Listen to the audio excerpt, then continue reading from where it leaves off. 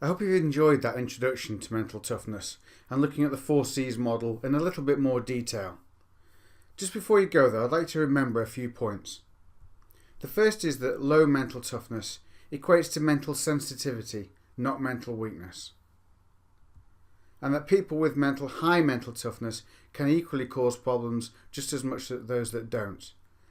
While lots of benefits can be generated by having high levels of mental toughness, as with everything, these can be overstated and in certain contexts can be quite detrimental both to the individual and their performance and the effect on others, certainly when we're working in teams.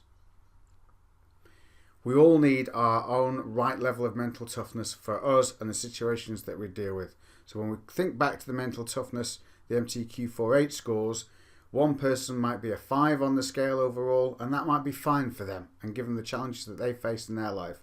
Whereas a 5 for somebody else might not be enough. We might need to move them up to a 6 or a 7 or even slightly higher. So again, it's all context and individual related. Everybody's different, we're all unique.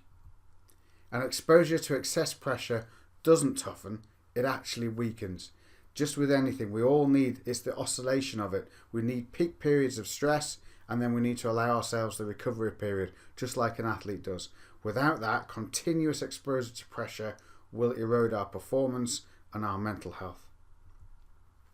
And exposure to sustained stresses diminishes mental toughness. It does have that effect on it. It's a bit like the tides, it really will. They ebb and flow, and what's important is that ebb and flow. But sustained pressure over time and stress will start to erode people's ability to deal with things.